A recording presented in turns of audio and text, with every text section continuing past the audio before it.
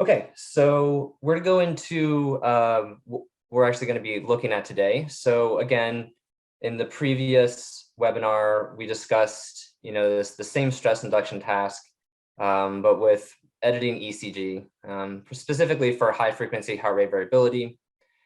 And so assuming that we already have that knowledge, again, you can watch on the YouTube page. Now we're moving forward with the other measures that were collected at the same time. So that is going to be impedance cardiography, sort of the mechanical properties of the heart, whereas ECG would be electrical. And then we're also going to be looking at continuous blood pressure. So using a sort of specialized continuous blood pressure monitor, synchronized with the rest of the physiology. Combining all three of these things, we're going to talk about total peripheral resistance and one sort of specific and unique way that can be used for behavioral information. So the first thing we're going to do before I jump into the actual application is we're going to look at blood pressure variability. We actually need to edit the signal in that sort of order. You could start with ECG or blood pressure, but they'll both need to be completed before we actually conduct the impedance analysis, because it will require edited data and output data from those two measures.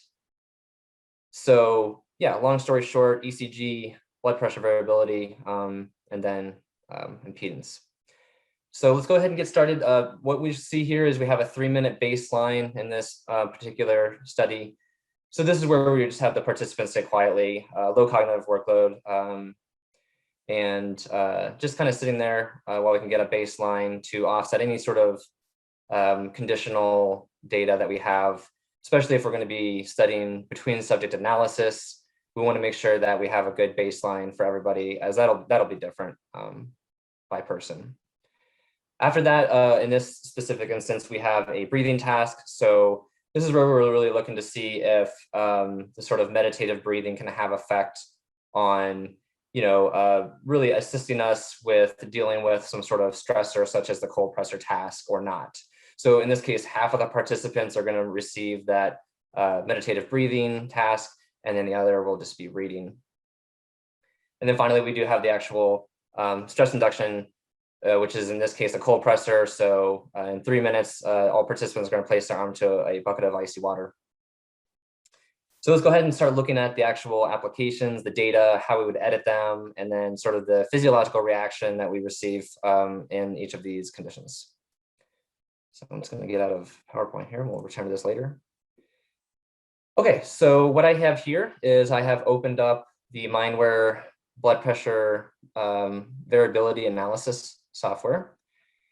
And this is our latest version. So this is the 3.2 series. So if there's some features in here that you see that you might not have, maybe you have an older version, certainly if you're interested in upgrading, you can let us know about that.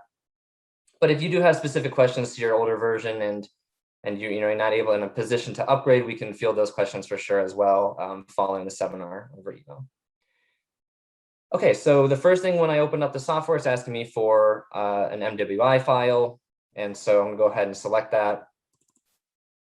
This screen right here, I'm mapping the channels. I'm basically telling the application what is blood pressure. In this case, what is Z0? This is the raw impedance signal, and this is the first mathematical derivative. So straightforward with why we would load blood pressure into the blood pressure application, but further from there, we also do, in this case, want to load the impedance signal, so Z0 and DZT. Fundamentally, we really only need Z0. This is where we're actually going to derive respiration from. In some cases, we might actually want to get something like an RSA value from the blood pressure signal. So being able to validate that RSA with the respiration is certainly important. That's not going to be the primary focus here, because we're actually continuing on a series where we had the respiration and the ECG signal, which is going to be more accurate because of that sort of electrical precision. However, there are some cases in which you might want to do that. So we're just loading it right here just so that we have the respiration on the screen. But again, we've already really controlled for that.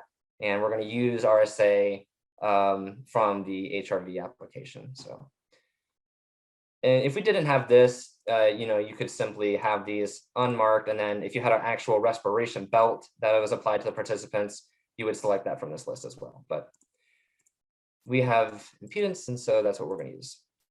Other thing on the screen here is an edited data file. So the first time we open up a file, we're not going to have any edits applied, so we wouldn't have an edited data file. However, the second time we come back, as long as we keep all of the participants' data sort of within one folder within that local ecosystem, then it'll automatically load that for us. If for some reason you have your edited data files on a different location, you can tell that you do, and then point it to where that is. And you can see what right here in the filter, what it's looking for. It's looking for edited data. B2 for our newest version for blood pressure variability. But anyways, we don't have one of those yet, so we're going to start from scratch. And yeah, I'm going to go through these settings a little bit quicker because, again, we spent more time on this on the previous webinar, but I will cover them briefly here. So I'm actually going to clear this event source out because I want to build this with everyone live. So what we see here at the top left is we have our event sources. This is the MWI file and all of the different various ways that events can enter that file structure. So in this case, Biolab, hitting the start button in Biolab will always give us this acquisition start. Pretty often that's the beginning of your baseline, but in some cases with a lot of research groups, they'll actually start the acquisition and make sure all the physiology is flowing and then send the first event marker through where they actually care about the information. And that's what we have here. We have starting it at 0 seconds, and then actually 3 minutes later is when we want to start our baseline. So anyways, the event sources is a way in which we can collapse these and filter. So we can actually go to event source and say, okay, I want all of the keyboard events over here. And then we can come up with these different pairs between these events. For today, though, I think it makes most sense that we focus on the actual event-to-event abilities. And in those cases, we're actually using the table below. So if all of the events and their sources are within these parents and children up here, they are then extracted down to this table below. And again, if we're in event mode, that's where we can drag them over from here. So I'm going to go ahead and start going through our logical steps that we just saw in the PowerPoint of the baseline, the breathing task, and then again, our stressor, our cold pressor task. So by doing that, we can just really effectively define exactly what windows and times of interest that we are concerned with. Below here, when by default it's off. If we click this is almost certainly what you'll want to do is, when our conditions, when our segments are longer than 1 minute long, we typically like to break them up into 60 or 30-second epochs or segments.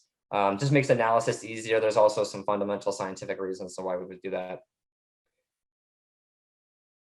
Okay, so this would really set up what we're looking for. I am going to go through these settings briefly here just to show everyone and before we actually start cleaning the data. So the first thing we're going to do is we're going to ensure that we're scaling the data correctly. If this, again, was all used with the MindWare system, using a MindWare BioNext and the transducer and a continuous blood pressure monitor that's connected to the BioNext, if all of these things are integrated, this is automatically put in for us as we would have mapped this in the acquisition software. However, if you're using a different system, not MindWare hardware, but you do have this information, you want to use our software, this information can certainly be found in the manual of your amplifier and in the manual of the continuous blood pressure monitor. It is important that before you actually get started with analysis, you ensure that you're mapping these ranges, basically synchronizing and making sure that the data are accurate from the blood pressure monitor to the amplifier. So there's normally an offset that you have to do. We normally recommend it's done maybe once a month to ensure that we have the correct range. So assuming we've done all that correctly, that's where we would adjust those settings. Again, if there were any questions with this, you can certainly reach out to MindWare support. I'll show you how to do that later on in the webinar. Calculation method is a way in which we can look at the entire data segments, again, defined over here. We can then choose to use intervals, which breaks it up into smaller sections with basic statistics. Again, so Z0 is going to be our raw impedance signal. So this is where we're actually going to derive respiration from in this case. If we did have a respiration belt, we could choose that as grayed out because I didn't map that on the previous screen. So we're going to leave that as Z0. Point to use is almost always best to use the systole, the systolic point. It's usually just a little bit more well-defined because of the pressure differences. But we do allow for dystole as well. Invert BP, so this is just inherent limitation of some hardware where you can just have the signal inverted, and if that were to occur, we have this single button that flips it, no data loss, no problem. So it's pretty easy, and sort of identifying if blood pressure is inverted is also pretty straightforward. I'll go over that in just a second. Spectral settings. So this is going to be identical to what we would have applied to the HRV settings in the HRV application. So in most cases, you're going to want to just match these up. These are the default settings for resting state adults. If we're looking at children, adolescents, infants, then they're gonna have a faster respiration rate. They're gonna have a faster heart rate. And so we're going to want to change these bands, especially the high frequency band. Again, though, we're just going to primarily focus, I'm assuming that we are looking at adults for this study. There is a MindWare support article labeled Modifying High Frequency Heart Rate Variability Bands, and that will go through different populations, different conditions that you might be doing for your specific study, and then what settings that we would suggest you use. And lastly, we have a bioreflex setting. So this is another reason why we might be concerned with actually analyzing a continuous blood pressure waveform, is that we can actually look at bioreflex events, BRS series. And basically those are, they're going to be these bioreceptors that are located in our aorta arch and the carotid sinuses, and they're stimulated by changes in blood pressure. And so basically, if the blood pressure increases, then we're going to activate these BRS series. And then if it actually drops, then there's sort of this inhibition of the bioreflex events. So that's sort of a way in which it goes from cardiac output, which is going to be that blood flow increase, blood pressure rises, then we get a parasympathetic impulses to the heart. Our sinoatrial node is going to be inhibited in this case. Heart rate decreases, and then blood pressure will return to normal. So just a quick thing on BRS is we're not going to spend too much time on it because, again, sort of the focus of this specific series is looking at total peripheral resistance and then an instance in which we can use that. But BRSs are certainly important. And you can see here, these are our standard settings. These are all recommendations per the Handbook of Psychophysiology. Which is basically saying 1 millimeter of mercury change in blood pressure, plus also 5 millisecond changes in heart rate. So that's the interbeat interval, or changes between beats. And then also this must happen 3 consecutive beats in a row. If all of these criteria are met, we'll see these BRS events, and we'll see this in just a moment.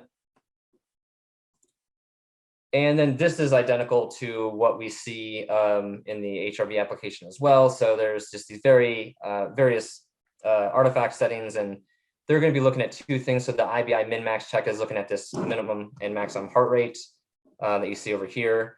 And then the MAD-MAD check is a little bit more complicated, but it's really looking for that variance within the IBIs. So yeah, we're going to pretty much just leave those on, long story short. And then if we did have any sort of video, you could certainly load files here by telling it where they are. It's, it's looking in this folder, so it didn't find any. Again, if you have synchronized MindWare audio video collection, then they'll automatically load for you here with a delay. If you're just recording it from a independent sort of static camera, then you can certainly watch it and set that delay yourself if necessary. Show the videos on the screen. And then finally, the output settings. So, assuming again that we're going to put everything back into this one folder, into that participants folder, it's going to create an output folder and put our Excel file there. The Excel file is then what we would use to run into your statistical compiler. If you did want to, though, you could potentially think about setting up a single folder that would have all of the participant outputs. and in one location. So maybe that's better and easier for you to compile into your R or SPSS script or what have you. So just a consideration. Okay, so let's go ahead and get started with actually looking at the data and our analysis screen. So again, I'm skipping forward to the to second 180 because that's when we actually start the baseline. I can hover over this and I can actually see what that title is right there. You can see baseline onset. And then I don't have one over here because if you remember, we had a 3-minute baseline. So that would be 3 of these. And then we would have our event peer. I'm sorry, actually it's right there. So baseline offset. And then at the same time is exactly when our condition begins. Okay, so what we see here on this actual BP timescale is, so we're coming across and we're starting at 180, we're ending at 240. So again, we're looking at 60-second epochs. And we see our BRS series here. So this sort of purple is that ascending, the increase in heart rate. And then this white is going to be the decreased descending BRS series. And it can happen for more than 3 in a row as well. It's just 3 is the minimum criteria that we have set currently. What we're doing in essence, though, is we're looking for a couple things on here. We're looking for the timing between the beats. We're looking at the sort of area under the curve here of the signal, which is going to be your mean arterial pressure, MAP. And yeah, and we're also going to run these through a few different forms here to either get the power spectrum, the heart rate power spectrum, where we could get RSA and all of those various things.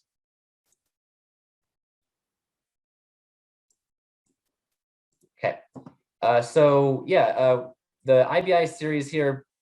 So what that's going to do is it's actually going to take the time between the beats. And then if you look at the Y here, that's sort of our scale here. And so there's not a lot of variance that we see, not a lot of change between the IBIs until we get to this point here.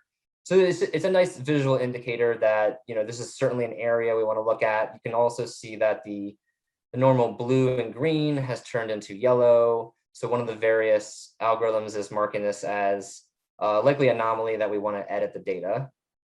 So once we do edit this IBI series chart will look a little bit more jagged because, you know, in essence, we're scaled out. So we'll see that change in a little bit. But regardless, we take this timing between beats information, this IBI, inter-beat interval. We are then going to detrend the data. We're going to resample, and we're going to build this heart period time series of the cardiac cycles. We're going to take this information. We're going to pass it through a fast Fourier transform or an FFT. And then that's going to break that signal up into its spectral components. So you imagine sort of like a white light going through a prism, then we can see that color spectrum. So we can actually see how much power is being presented under this signal at all of these specific and respective frequencies. And the high frequency realm, which is where we're most concerned with, is going to be, in this case, again, resting state adults, 0.12 hertz up to 0.4 hertz. And so the area under the curve is how we're actually deriving that RSA value right here. So we're going to do the same thing with the blood pressure information. And we can also get the blood pressure, power and all of the different spectrums underneath that. So heart rate is over here, and then we have our blood pressure power spectrum stats over here. And then finally, we do have respiration at the bottom. And so, one of the goals with this is when we're first starting to analyze the data, we're simply ensuring that the peak frequency, the tallest frequency within this entire series is within the 0.12 to 0.4 hertz band. Okay, so now we're going to actually go into the editor a little bit, and then we can come back to some of these statistics once we actually clean up the data. But the first indicator here, what we're looking for is simply that if we have any artifacts, we're trying to remove them. So blue and green is good. Yellow needs to be looked at. That doesn't mean we're definitely editing. It just means that that's an area that we likely would want to apply and edit. Okay, and so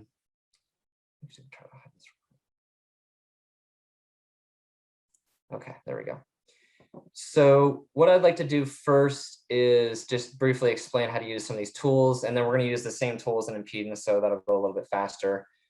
Basically, we're able to, up at the top right, say if we want to edit or view or hide, rather be the blood pressure signal or the respiration. In a lot of cases, I will actually hide the respiration until I come apart an artifact in which I might use it, because it does tend to get in the way. So we'll leave that off. But you could always, leave it on view as well, so that you're not accidentally editing respiration. We don't typically do that. It's sort of just that passive, what was the inhalation, exhalation power used. There's not too much editing done, but regardless, I'm going to hide that for now. Point editing is really where we're going to do a lot of our editing on the signal. So you do want to pay attention to, if we are inserting, we get this circle, my mouse wheel or the sensitivity track can change that for us. And along with the deletes, sort of this functions in the same way. However, the special attention would be put to, what am I doing here? So am I inserting or deleting a peak, which are blue, or a trough, which are green, or sometimes yellow, obviously, for both of those. So when we do actually want to insert or edit, snap to peak is that function which is allowing that sort of circle for me to localize the peak or the trough and not get the surrounding ones. And we want to keep that on, very likely. Inserting and deleting for these Y's cursors. So I'm going to do something really quick to exemplify this. So if we actually look, we have these X cursors, these are blue ones here.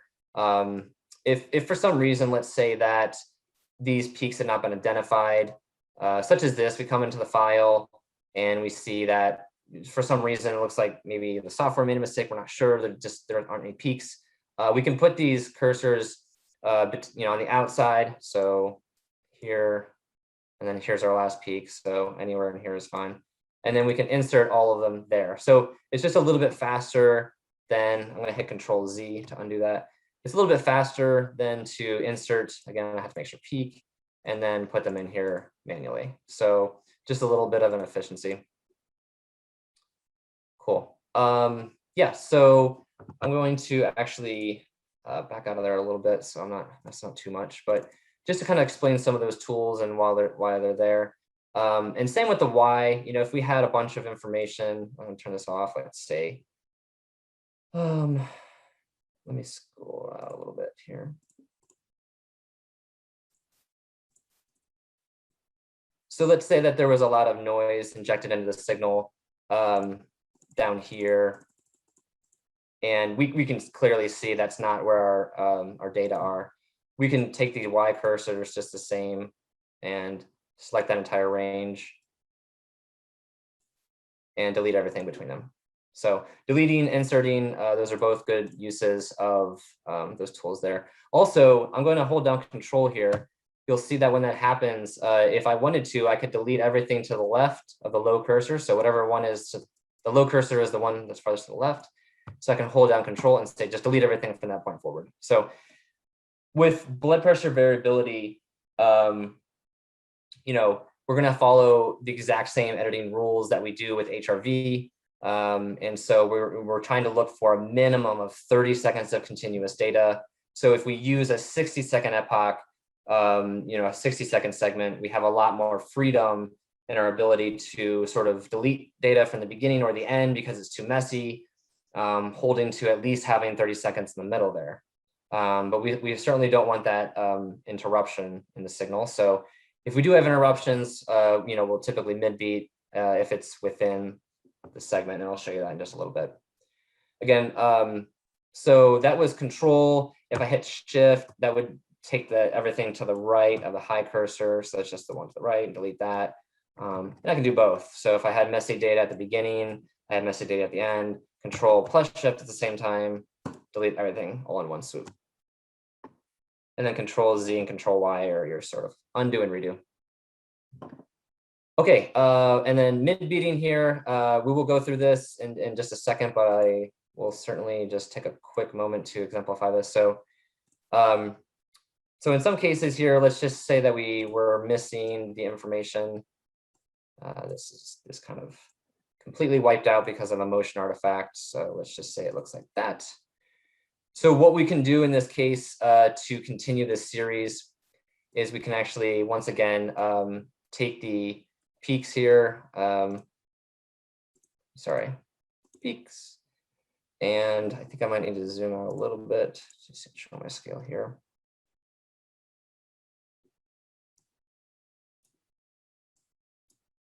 Okay.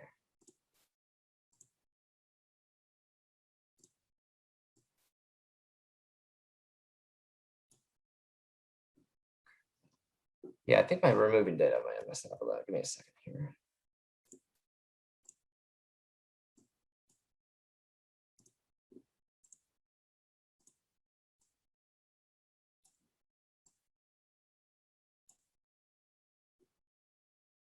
Okay, and so in essence, what we're doing is we're going to apply the mid-beat procedure, and if this were missing, what this is going to do for us is it's going to, same as before, we're going to ensure that this is coming to the outside of this beat, and this one's coming to here. And then if this data were missing, it'll automatically identify how many beats we're missing within there. We can place the mid-beat there, and then it'll sort of put the mathematical middle between those 2 points, and that'll allow us to continue our series. And another important thing here is simply that we are ensuring that we are selecting the peak or trough. So in this case, you can see here, I can insert that trough right there, and then that'll continue that series for us. So just a quick example of how that would work. And again, I can always insert these peaks manually if I'd like to, by simply clicking there. If we ever had a question on why a various algorithm wasn't working, or was working, but if there were, why it was being flagged as an artifact, we can just right click on that, and it'll tell you it's just above, if it's above the max threshold, it can evaluate. So those are those 2 algorithms I showed you previously. So in this specific case, I actually would want to turn on the respiration and see what's going on here. So what can happen is, if we take a deep breath or a very long breath, a very sharp breath, we can influence that heart period.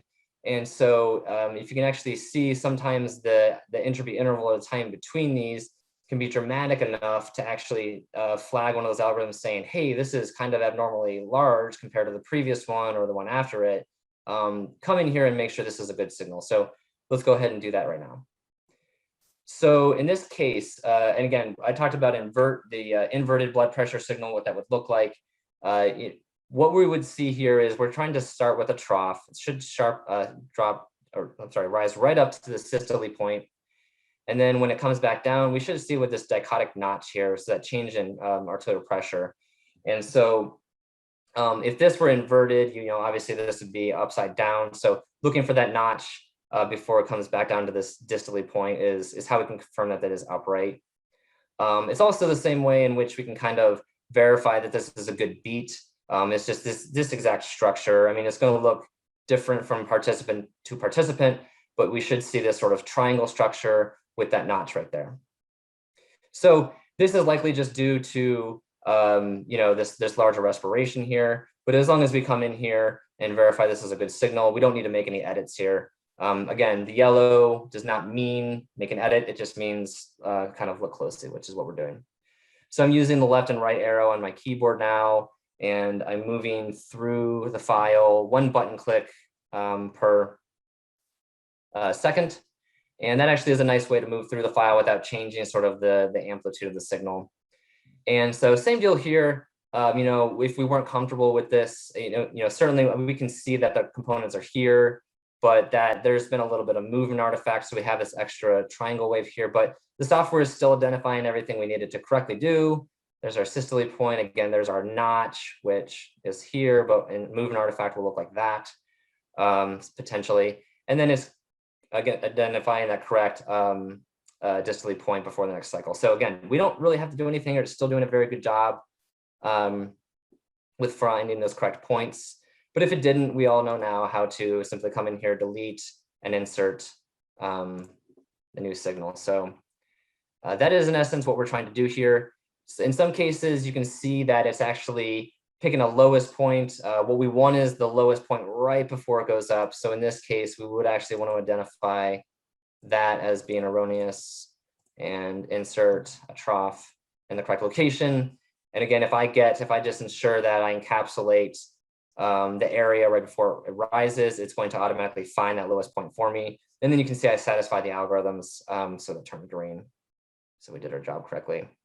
And same deal here. So, you know, it's collecting the right point, but it's probably just potentially off because of this one here. So it just takes a little bit of time to come in here and look and ensure that, you know, we're getting the correct point right before it rises, and then that will turn everything green for us like we want. So a little bit of special attention here with blood pressure, but this is in essence what we would want to do here. Right here, we can see that this peak wasn't identified. So that's pretty easy fix. And then we need to insert another trough down here.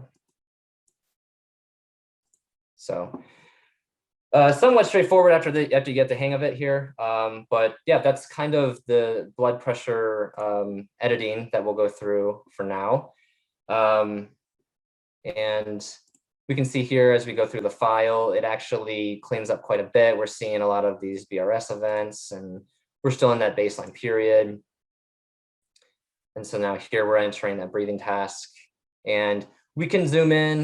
You know, from this sort of portal, I would say that I would always want to zoom in and ensure that we're looking at every single beat. So 10 seconds is a good amount of information to have on the screen, in my opinion.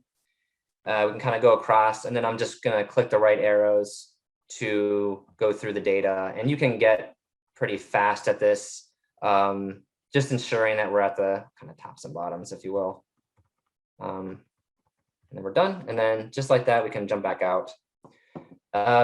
So we're going to go through the data just like that. And again, I would not recommend that you just sort of stay at this screen unless you're very experienced at looking at it. Blood pressure data, you know, it's subject to movement artifact. Typically, it's collected from the fingers. And so, you know, if the participant's moving around a little bit, it can kind of, you can see that it's why it has like, you know, 2 troughs or 2 peaks. And so always zooming in with blood pressure is a good idea. But regardless, we're going through the data and cleaning with the tools that we know we have now. And so we have some more artifacts here that we could certainly come in and clean up, but it's really more of the same of what we did before. So after we were done, let's just fast forward to our last segment here.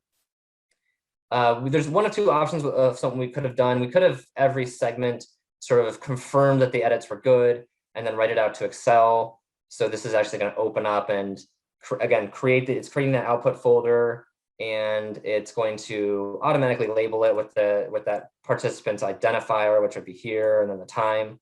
So that would be one method to do. And then as we go through every segment, we just clean the data, again, zoom in, all that stuff, write it out, and then move through the file. Another way to do it would to simply be to go all the way to the end without writing out, confirm all of our edits, and then write all segments. So let's go ahead and do that just for the sake of time. So it's going to, same deal though, it's going to create that folder, but then it's just going to automatically go through all of the segments for me.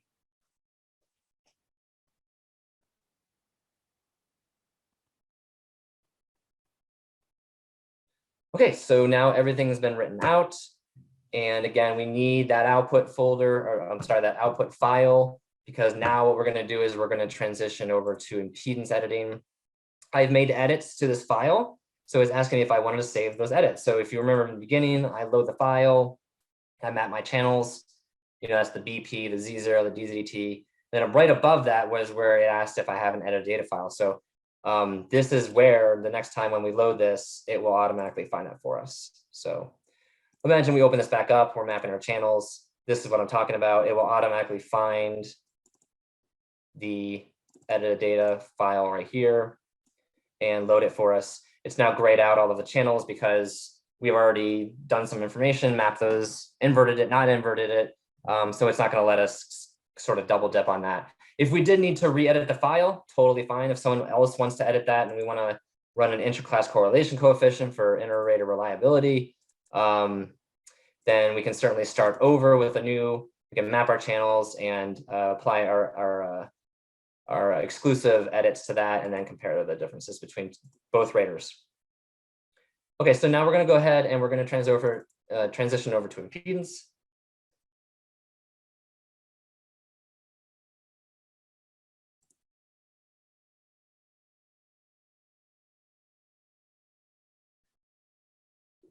Okay, so same deal as we had with the blood pressure. We're simply going to start off with loading the MWI file. And once again, we're going to map it. This is the first time we've loaded this file in this software. So we don't have an edited data file, and we will need to tell it what is what here. So this one's a little bit more straightforward. We're just kind of telling it what the ECG is, the Z0 and the DZDT. And I've already sorted the events. We already know how to do that. So let's go ahead and just move forward with it. I will touch on the calibration settings here. So the Z0, actually, let me start up here. The total peripheral resistance, TPR, this is actually going to be a focus on what we're looking at in just a second when we get back to PowerPoint. But this is actually where we load that output from the blood pressure that we just did. So let's go ahead and do that. Once we hit analyze, it'll ask us to load that file. And as a standard protocol, one thing to mention is, if we have these common tasks between participants, what the software will do is if I load one participant's file, it has these events, it'll actually, if we sort them by event mode, or the sort of event to event mode, event source, either one, it's going to look for those same events. And then it's going to come up with an alert, and it's going to say, oh, hey, some of these events are missing that were in the previous file, or there were events in the previous file that are not found in this one. So just a kind of alert if, let's say these are keyboard presses from the experimenter, maybe they missed one, it's sort of just a check on that. So another thing you can do is once we standardize all of our settings, we always want to calculate TPR. We always want to use this specific, LVET windowing, whatever it is on here.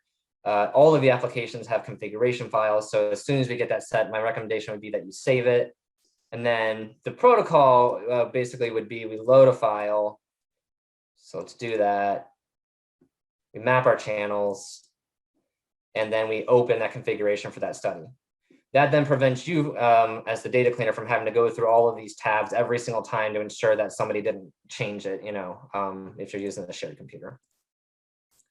Okay, so back to the Z0 calibration DZDT. So these are automatically going to be set if we use a MindWare device. If you're using a different acquisition system, you will want to consult that manual to ensure or to see what the sort of volts to ohms and volts to ohms per second conversion is. It should be right there. If you had any issue with that as well, you can certainly contact MindWare support, and then we can help you out with that. We're using spot electrodes in this sense. This is the default settings of the distance between the front sensors. So with MindWare systems, we put two sensors on the back on the spine, and then we put two sensors on the front, sort of at the jugular notch, and then your xiphoid process. So basically the top and bottom of your sternum, right on your chest. And then so we're going to pass a small amount of electricity through the chest from the back. The front sensors are going to sense that. Sort of the variable there is if there's going to be blood in the thorax, and that's going to change the signal. So if we're passing electricity through the chest, there's blood in the aorta mostly, the signal will pass right through with very low impedance or very low resistance.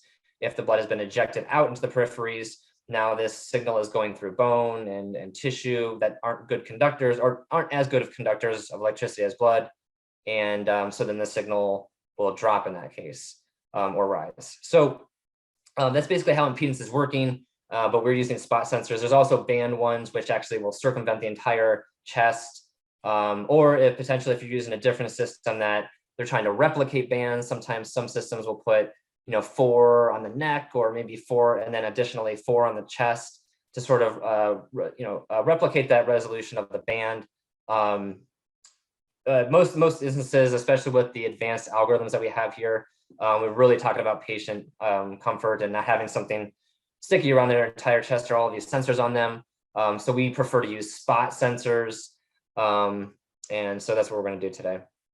Ensemble start times, so these are all default settings that we can leave for adults. Again, if we have questions about a different population, such as infants or children that might have a faster heart rate, well, their ensemble length is going to be shorter. So we may want to adjust that. And then these are just the various algorithms that we're looking at to find Q. So we're actually going to jump forward here. I'm going to show you just a few points on the impedance waveform. So this is, because I selected that little checkbox that said calculate TPR, it's asking me, okay, well, where's your blood pressure output? So I'm going to select that now. And we'll talk about that in just a second. But I want to talk about just those various algorithms. So we have the Q point here. And this is basically the start electrical command of the ECG signal. We have our R spike, R peak, which is the maximum of that electrical vector. And then S is the sort of end of that QRS complex that we're concerned with. So first thing is, how do we find Q? There's a few different algorithms. I would recommend the default settings. If you have questions about which of the algorithms should I choose for my specific population, again, please reach out to us and we can consult you from there. B point right here, this is resembling the opening of the left aortic valve of the heart. Z is going to be our point of max blood flow out of the aorta. And then X is going to be the closing of that valve. So if it opens at B, closes at X, max blood flow, Z. The point of impedance cardiography and what we're doing here is we're simply looking at, in most cases, the onset electrically of the heart period, telling that heart to beat, which is Q, and comparing that to when the left aortic valve actually opened, which is B. This timing is known as pre-ejection period. So that's one of the more common things that we look at with impedance cardiography. The other would be a left ventricle ejection time. So again, that is going to be the opening to closing of the left aortic valve. So that is B to X. And in this case, because we also have blood pressure, we can look at our mean arterial pressure and actually calculate total peripheral resistance.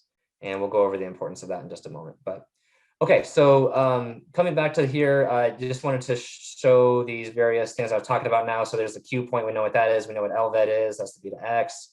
The B point, the opening of left aortic valve. Show range here is going to simply tell us, it's based off a large selection of impedance and ICG and ECG data. So the impedance and the electrocardiogram. And it's showing us that based off of this heart rate for this segment, where should we expect this B notch to lie? So it's sort of the minimum and maximum is here. And then a completely mutually exclusive algorithm is placing B. It's basically going 55% of the waveform and applying that time constant of 4 milliseconds and placing B there. So this range, this B can certainly be placed outside of the range because again, they're sort of exclusive algorithms to each other. And so one of the first jobs we have is to ensure that it's within that band there. There is some instances in which we can actually use an ensemble editor to move the B. The proper location, if we wanted to be the most precise, would actually be this lowest point here. We can look at the sort of height by the B value before it starts to go up. So, right here. Now, I would give you extreme caution on moving the B notch sometimes and then not moving it other times. So in some participants, we don't see this very clearly defined notch here of when that sort of pressure change and when that valve opened up. It'll look just sort of like a straight triangle all the way up to here. And so we have no indicator of when that occurred. So again, if we're looking within subjects longitudinally, they're going to express this B notch every time we see them. So there's no problem with us moving it to that location and being extremely precise on where it goes.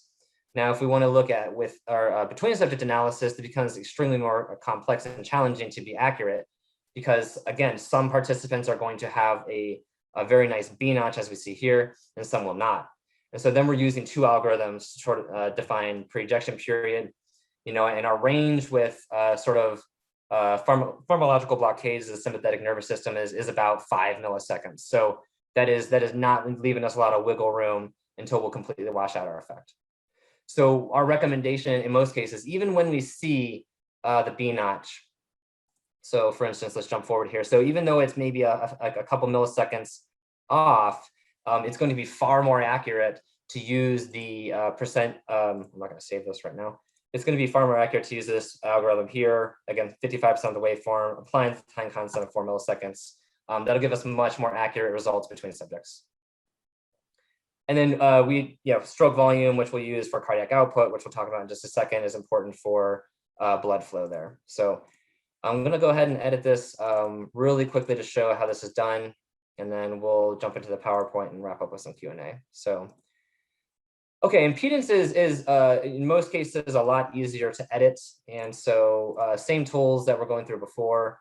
What we're looking for, in essence, is this sort of triangle peak that we see afterwards. And so the criteria here are simply that we see this, and it should really follow the R peak afterwards, and we should see this triangle peak here. In some cases, if we don't see one that is clearly defined, we can come in and simply just remove the R peak that is associated with that signal. So for instance, these are all pretty clean. Let's jump forward to see if we can get some messier data here.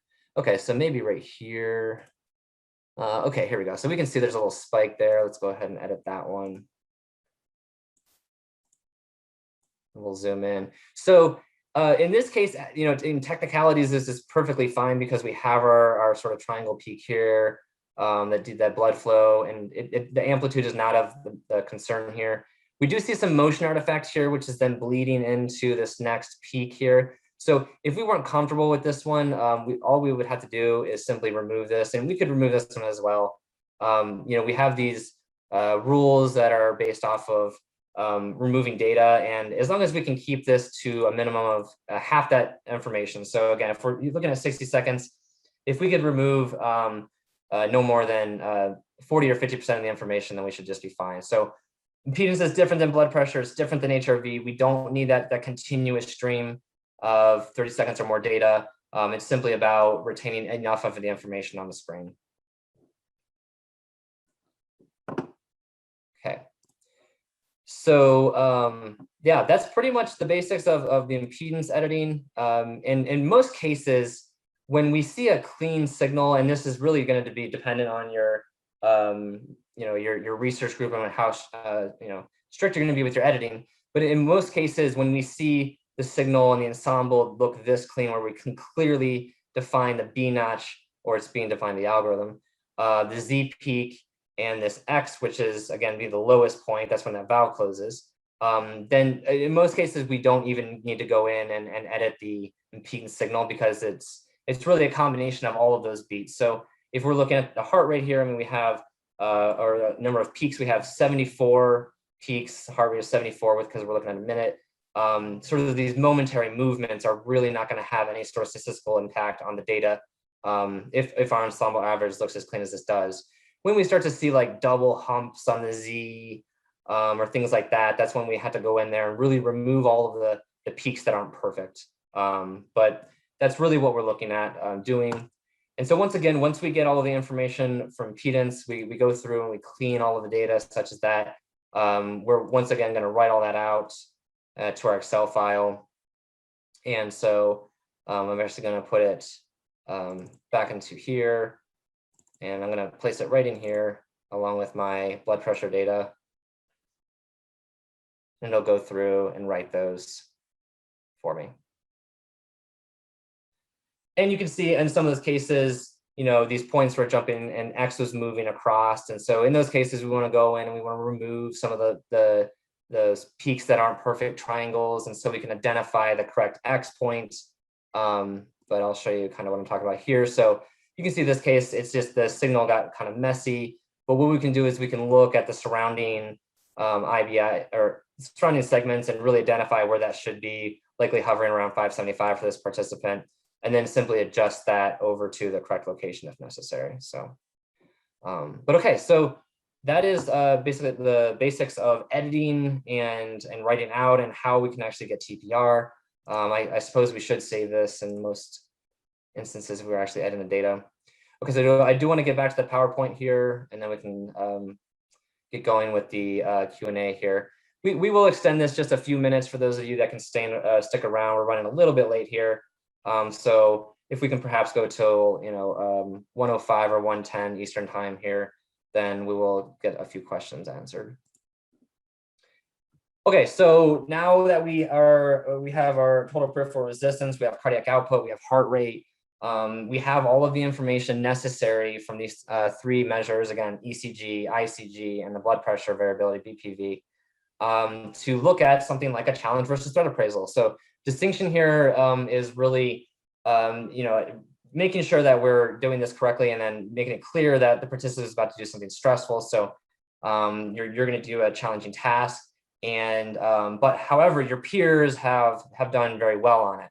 So that would sort of give them the sort of intrinsic, I can do this, I can overcome this event, and so they get that challenge. The threat would be sort of a little bit of the opposite. So we're going to do something very stressful. However, your peers, other participants who have participated in the study, struggled on this, and so they're going to get that feeling that, okay, this is something that maybe I'm not going to be able, maybe I don't have the tools available to overcome. So, and then we'll distinct into a threat appraisal. From there, there's also an additional thing that's commonly done, which is a questionnaire. So this Tamaka and et al. From 1993, I have it sort of listed at the bottom there that we can review. So they use a Likert scale, 1 to 6. How difficult are these things? How demanding do you expect it to be? And then, how are you able to cope with that and overcome those things? So then that gives us our perceived demand and resources. And then you can see there at the bottom, we're basically going to divide them, and then above 1 is going to reflect a threat, and then below that is going to reflect a challenge. And then finally, just to talk about the physiological reaction of such. So again, if we had that sort of challenge appraisal, then we have that feeling that we did have the adequate resources to overcome that event. So the cardiac reaction, what we actually see in the data is a little bit of an increase in heart rate. We're going to see some sympathetic cardiac activity. So that's a decrease in pre-ejection period, potentially decrease in LVET. Most importantly, the cardiac output increase. And then we're going to see a decrease in total peripheral resistance. For the threat appraisal, so we didn't feel like we had the resources necessary, adequate to deal with the situation. We actually just see an increase in TPR and blood pressure. So that makes a lot of sense. So if we're going to increase that vascular resistance, then the blood pressure, the blood on the inside of those those arteries is going to increase the pressure. So TPR goes up, BP goes up.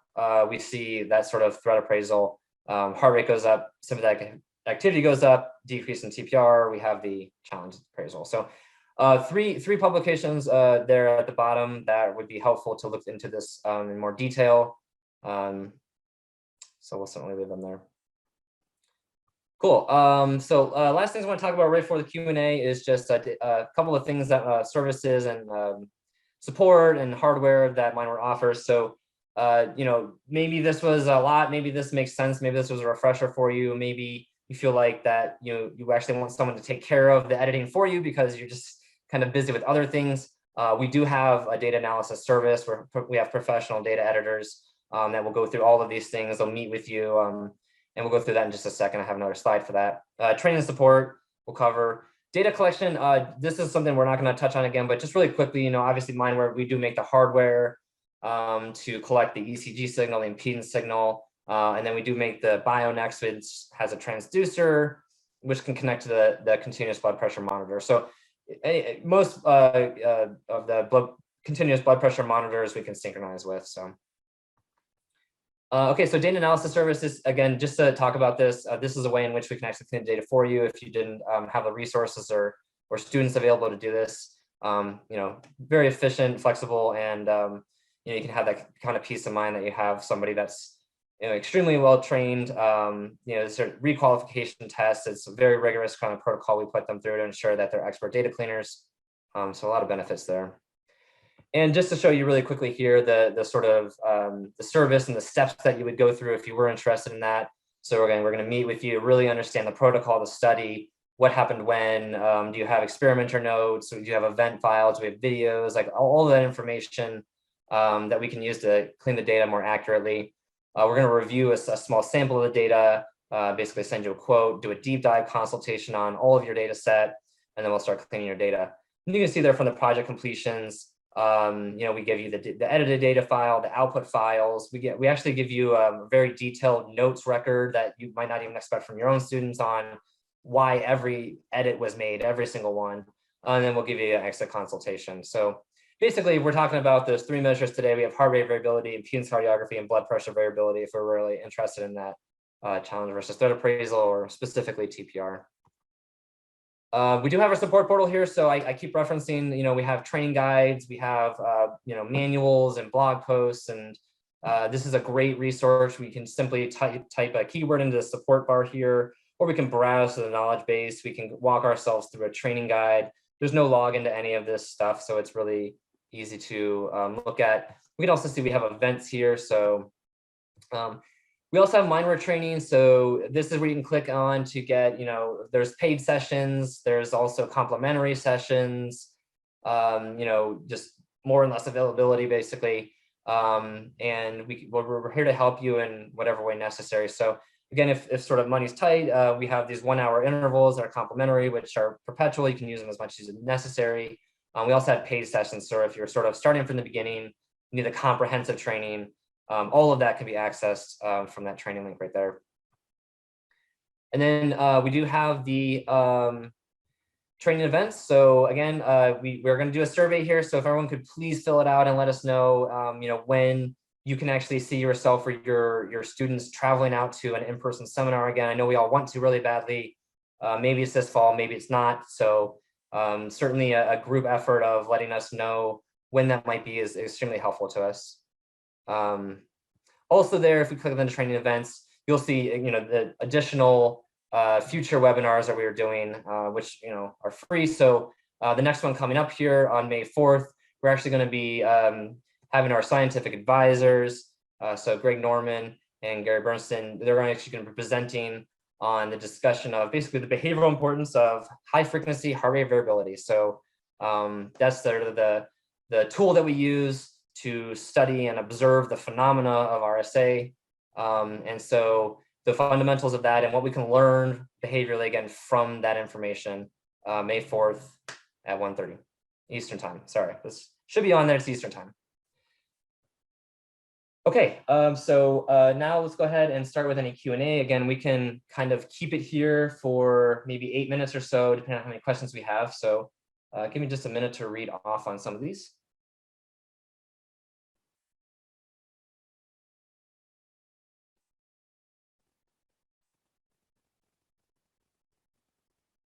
Okay, so first question is, how should Z be placed if it is more of a plateau and not a well-defined peak? Okay, so I'm actually going to jump out of PowerPoint and back into the application to answer this one. And I'm actually going to turn off this TPR, since we're not really talking about that. Okay, so the ensemble editor. So one thing to do if you have a plateau here is, really is starting with the editing R's, going back in to the edit R's. And let me go ahead and hide this again. Okay. Going back into the edit R's, zooming in and starting to look at some of these peaks. So you can see here that in a lot of these cases, we have, a sort of a double hump structure, or not very well defined, especially here, peaks. So if you have enough of these, that's when you start to get that plateau. We want this well-defined peak that we see here. So these right here, we're gonna create that. I mean, our signal in this case looks just fine, but I certainly do know what you're talking about. So we can delete the R peak that precedes that in these cases. Any of these ones that we aren't really defining as good beats. And again, retaining at least 50 or 60% of the information. So editing 40 to 50% out will certainly help with defining these points. And I'm just going to stop there. I mean, it's not going to change too much of anything because the signal looks very clean. Again, this is an ensemble average of the entire series, but you can see that if you had enough of those, that's why we're going to actually see that flat point at the top. From there, if we remove too much information, then we just simply didn't capture a good peak for that participant. And in most cases, our suggestion would be to not use that epoch. So sort of following that same kind of 50% rule, if we had a 5-minute baseline, that's really what we consider ideal at MindWare. For a 30-minute to a couple hour session, a 5-minute baseline is very flexible in that, if we could remove 2 segments of 60 seconds and still have 60% of our information for that baseline remaining. So if we can keep at least half of that conditional information. That'll certainly help us determine then the offset to the condition.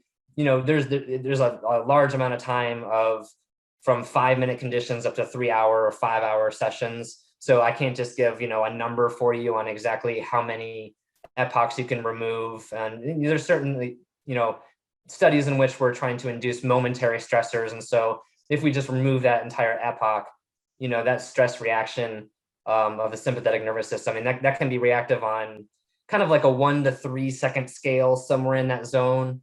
So if you just introduce a stress or a startle, but then you remove the minute around it, well, you've likely, completely removed your effect. So that's sort of something where we would want to do a one-on-one consultation, kind of ask you those questions and figure out exactly how long that is. But in general, that's how you can kind of handle that. Okay, so now we got a question here about the double hump structure.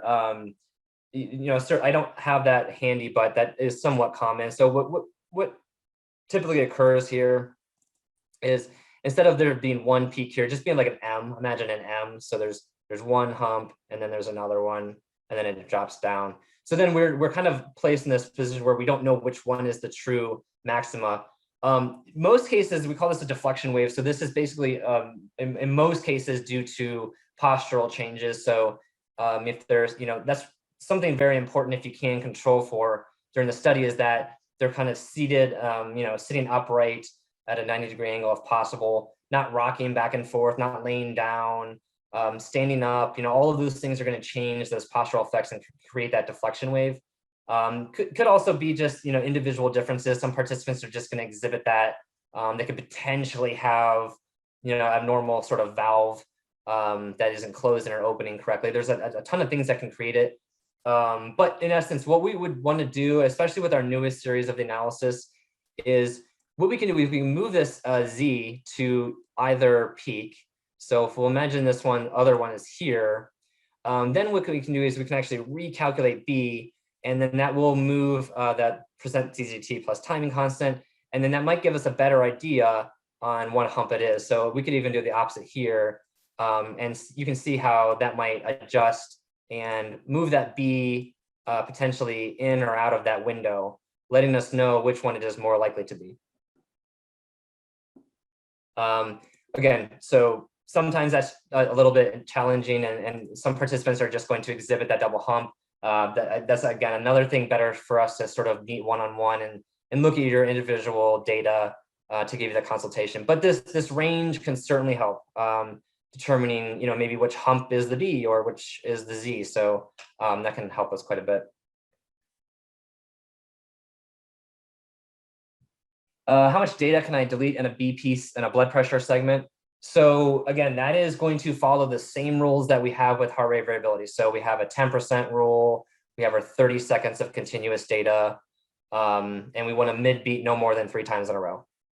So, if you had a 60-second segment, having this view point distribution on, this will light this up for good beats blue. Orange is going to be our mid beats or estimated beats, and then yellow is the artifact. So you would want to really keep that data removal or artifacts, down to less than 10%, ideally less than 5% of the estimated beats, but you can have up to 10% of that. And then again, as far as like how much data on the screen, we're not in blood pressure right now, so that would make a little bit more sense to be there. But so if I had very messy data, again, 60-second segment, I know I need 30 seconds of continuous data at minimum, so we can remove the information maybe from the outsides here. The only thing with this is just going to be that we want to ensure that we're comparing apples to apples. So if we're going to do this in blood pressure, and we're bringing this total peripheral resistance into the impedance analysis, we're going to remove those same time points so that we have a similar amount of data points to compare against.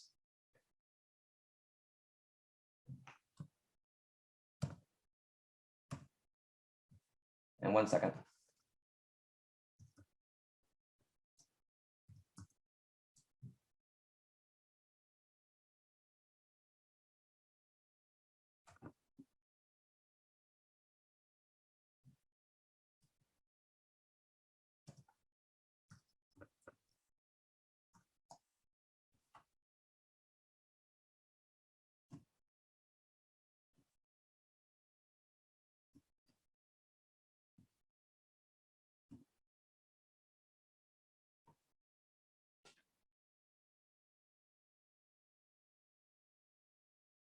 Okay, so basically I have a question here about moving the correct X position. So yeah, what we would want to do, and so the question really is revolving, I think I kind of glossed over it, so let me cover that again. Where in here, so this is the LVET window. So this is the minimum and maximum. So this is a 300 and 600 millisecond offset from when the valve opens up, which is B. So that's this algorithm right here. There's our offsets, 300, 600. So what the algorithm is doing is picking the lowest point between those two. So it's not really any fancier than that. It's the point of really the most resistance, because if we imagine the blood flow is increasing here, well, this is the point of the least impedance or least resistance. As the blood is ejected out into the peripheries, you see more resistance. And so the point is that we're supposed to see, if there's no blood there, this is when that valve should close. So really focusing in on the baseline can be really helpful, and checking out which is that lowest point between all of these here. So in this case, it can be certainly difficult and challenging. But as we look at this trend here, we can see that it's really lying around that. Well, in this case, you can know exactly. It's a 586 milliseconds in. And then, yes, we can certainly move those ones that are not following that stance over to that location. Yeah.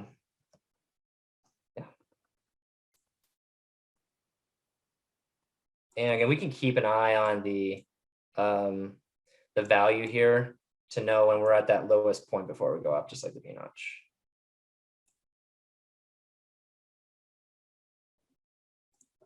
Cool. Just be very careful with that, because again, we're talking about a sort of sympathetic change of maybe plus or minus 5 milliseconds. So it's very short. So just making sure we're in that trough before it rises. In LVET, left ventricle ejection time, it is a more challenging marker of that sympathetic activity of the heart. It's been shown in many studies to potentially be a better marker indicator of sympathetic activity at the heart. However, in practice, it just becomes sometimes difficult to find that X trough, because it's not as well defined as the B, or we just don't have the same timing constants of this R to Z relationship. R, go back 35 milliseconds, find Q, and then find Z. Now we have our 0 and our 100, and we can go 55% up. We can place B there. That window is much larger for LVET, so there's certainly more ability for there to be multiple troughs there. So normal recommendation is unless there's a specific research question revolving LVET, if we're just looking for sympathetic activity at the heart, pre-ejection period does seem to hold up a little bit better. Okay, so I think that's all the questions for now. So I'm going to go ahead and wrap up here. But I do appreciate everyone that attended. And again, we are going to send out a follow-up survey. And we really would appreciate if you could fill that out. I think it's like 8 questions or something. And then we can kind of dictate our behavior a little bit better in the future. So do appreciate that, and everyone attending today, and hope you have a good day.